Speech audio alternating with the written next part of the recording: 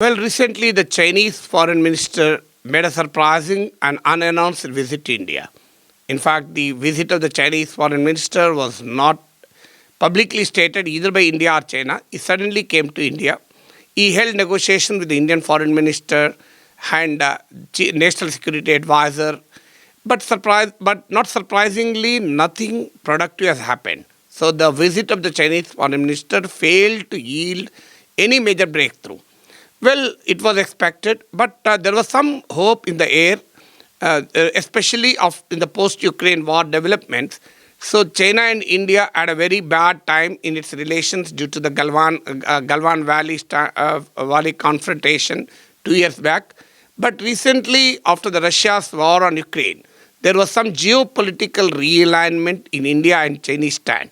China has abstained on the resolution condemning Russia at the United Nations, and India too abstained. Well, there is almost a convergence in the stand taken by India and China. Of course, India and China have taken this stand for different reasons. China is opposed to United States and Russia is opposed to United States. Therefore, these two nations came together. Well, India has a long defense relationship with Russia, and we have our own geopolitical concerns in the Indo-Pacific, so we have abstained from Russia. So we have abstained at the United Nations on the resolution condemning Russia. But however, despite having different reasons for taking the stand, there was some convergence in the stand of India and China on the Ukraine war. So this is called by the strategic affairs experts as the geopolitical realignment. So the Chinese foreign minister visited India in the context of this geopolitical realignment. That was the only hope that there will be some kind of an understanding. But nothing really happened for different reasons. The first reason was there is a perceptible difference between India's approach and Chinese approach in dealing with the post-Galwan developments, the Galwan developments and the policy after. Well, what India said is, well, let us first talk about the border. So there is a huge deployment of armaments by both sides. Well, China has beefed up its forces on the border on its side, and India has also responded to it. And thousands of troops are on the either side of the border. So India says, let us first talk about this and let us bring about a disengagement. Disengagement will lead to de-escalation in the tensions between India and China on the border.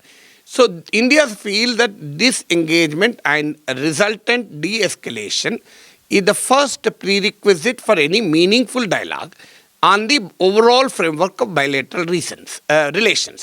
On the contrary, China has a different perception. China said, let us discuss the border standoff along with all the other issues like trade, people-to-people relations, etc., etc. So the China locates the border standoff in the context of overall relations, but India considers that the easing of tensions on the border as a prerequisite for improving the overall bilateral relations. So this difference of opinion persisted even after the Chinese foreign minister's visit. That is number one. Number two, so India and China has a defense imbalances. China spends very large funds or resources on defense. So the Chinese defense spending is 3 times that of India's defense spending. Even recently in the 2022-23 budget, China has effected a 7.1% increase in its defense budget. Well, India considers this huge defense spending by China as a threat to its security. On the contrary, China clarified that Chinese defense buildup is not against India per se, but it believes that its competitor is United States. So to face the US muzzle power, China wants to improve its defense preparedness. Well, this is the second, the lack of parity between the India and China and the defense sector is another cause of concern. Then the third aspect was in relation to trade. India and China, despite Galwan tensions, have a robust economic relations. China is one of the most significant trade partners of India. But there is a quantitative and qualitative deficiencies in the Indo-China trade, in Sino-Indian trade. So India-China trade is heavily biased in favor of China. What does it mean? It means that India has a huge trade deficit in relation to China. So India imports around 65 to 68 billion dollars more than what it exports. So there is a huge trade deficit of 65 to 68 billion dollars, and this trade deficit widened even during the pandemic and during the post-Galwan period too. So notwithstanding all the claims of boycotting China, Chinese apps, etc., India-China trade continues to expand. And not beside this quantitative deficiency, there's a qualitative problem between China and India trade also. India exports raw materials in primary commodities like iron ore, agricultural commodities, and of course it exports aluminum. On the contrary, India imports from China electronics, pharma products, and infrastructural imports. So therefore, there is a fundamental difference in the quantity and quality of bilateral trade, which is heavily biased in favor of China. So we want to reverse this trade imbalance. Then the fourth aspect is our difference of opinion in the Indo-China. Well, India and Russia have some amount of convergence on its strategic perspectives in Eurasia. Eurasia essentially referred to the landmass that connects Europe and Asia, that is area where Russia, Ukraine and all these nations exist. In Eurasia, we have good relations with Russia, China has good relations with Russia. So therefore, there is no confrontation or a conflict or competition in the Eurasian region. But the entire problem is in the Indo-Pacific region. Indo-Pacific region essentially refers to the region where India and China exist. Well, it was earlier called in strategic affairs language as Asia-Pacific, but America has rechristened Asia-Pacific as Indo-Pacific as if it is giving more priority to India.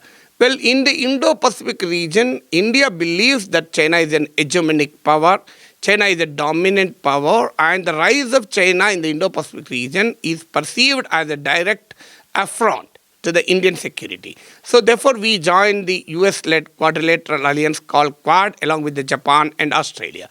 On the contrary, China claims that it is not interested in unipolar Asia. In the recent visit also, Chinese Foreign Minister explained to India that Beijing doesn't want a unipolar Asia. But India doesn't accept the Chinese public utterances. We are really concerned that our hostile neighbor is trying to emerge as a hegemonic power in this region, especially after the United States withdrawal from Afghanistan and the growing China-Pakistan nexus. Our concerns are more pronounced.